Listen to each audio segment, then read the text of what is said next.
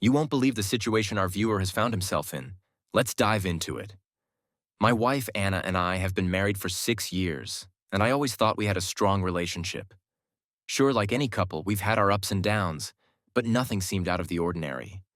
I had full confidence in our bond, until everything suddenly fell apart. It all started one typical day. Anna mentioned she needed to run some errands, saying she'd be going to Walmart and Target. Honestly, it didn't raise any red flags for me at the time. We often run those kinds of errands, and I didn't think twice about it. But hours passed, and when she finally came home, something just didn't feel right. She walked in with just a small Walmart bag, definitely not enough to justify the time she'd been gone. And when I asked her about it, her explanation was flimsy at best. She just shrugged it off, saying the stores were crowded and time slipped by. But something was gnawing at me. I couldn't shake the feeling that there was more to the story. It was like an instinct, a gut feeling that told me something was seriously off. My mind started racing with possibilities. I didn't want to believe it, but after a while, my curiosity got the better of me.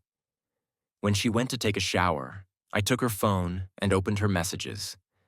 That's when I found it. The smoking gun. A text from someone named Brad.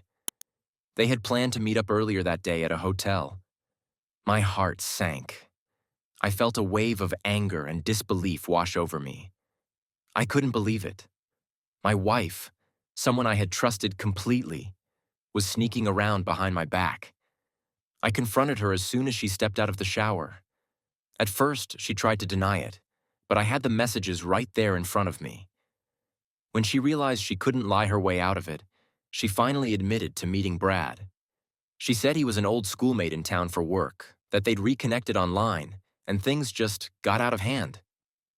According to her, Brad worked for a company that had been contracted by Marin, Illinois to handle some power line jobs. Apparently during their meetup, Brad had mentioned that his own marriage was on the rocks. I was furious. I couldn't believe what I was hearing. Anna tried to play it off like it wasn't a big deal, like they were just talking and nothing physical had happened. But I wasn't buying it. The betrayal was real, and I wasn't going to just sweep it under the rug.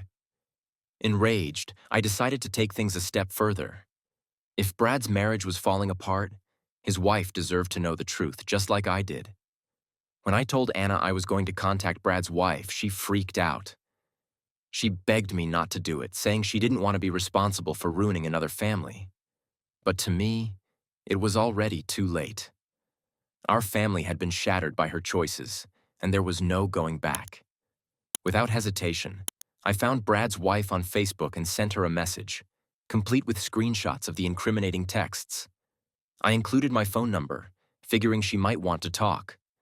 Within minutes, my phone rang, and when I picked up, I could hear the heartbreak in her voice. She was crying, barely able to speak.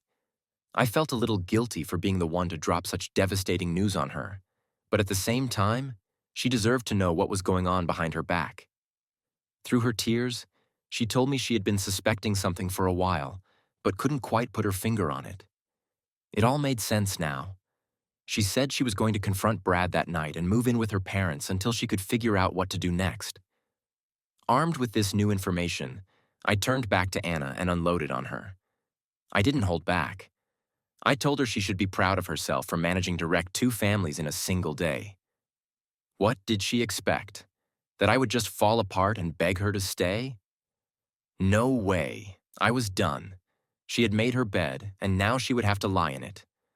But the drama didn't end there. A few days later, I got an unexpected phone call, this time from Brad. He was furious. Instead of owning up to what he had done, he had the audacity to blame me for ruining his life.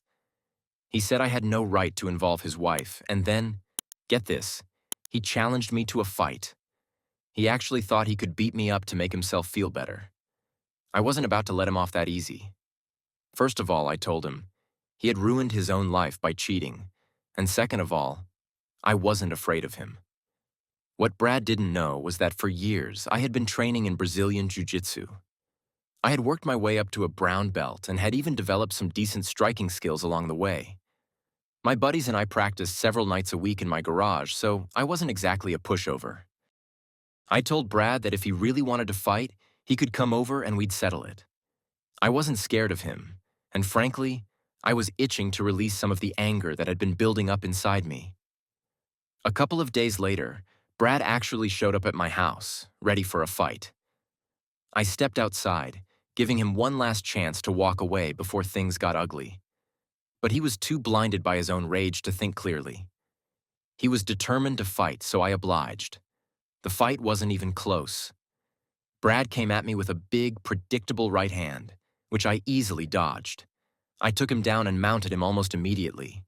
For a solid minute, I just held him down, letting him struggle and burn himself out. Then, when he was completely spent, I started laying into him. I didn't stop until his face was bruised and swollen. When it was over, Brad was lying on my front lawn, beaten and humiliated. But I wasn't done yet. I pulled out my phone and started live streaming the aftermath on Facebook. I wanted everyone to know exactly what had happened. "Hey everyone, meet Brad," I said, panning the camera down to his battered face. Brad thought it would be cool to meet up with my wife at a hotel a few days ago. So I called his wife, and now he's getting a divorce. He got upset and came here to fight me. "Well, how did that work out for you, Brad?" He didn't answer. All he could do was drag himself back to his car and drive away, looking like a complete fool. Meanwhile, Anna was standing on the porch, sobbing. I pointed the camera at her for a second, but she quickly ran back inside, embarrassed by the whole situation. By the next morning, the video had gone viral.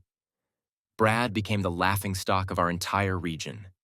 He not only had to deal with the impending loss of his family, but also the humiliation of being publicly beaten.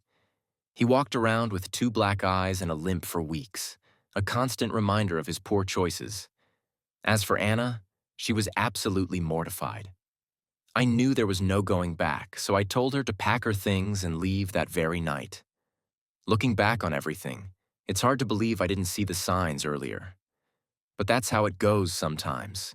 You trust someone completely, and they betray you when you least expect it. If there's one thing I've learned from all this, it's that people aren't always who they seem to be.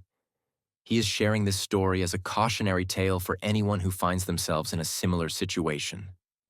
Don't be afraid to stand up for yourself. It might not be easy, and it might not be pretty, but at the end of the day, you'll walk away with your self-respect intact. Who knows, you might even discover a new passion along the way, like he did with martial arts. So, that's the story, fellow viewers. I hope you found it as cathartic to hear it as it was for him to share. What do you think? Was he right to handle it the way he did? Let us know in the comments, and don't forget to subscribe for more stories like this. See you in the next video.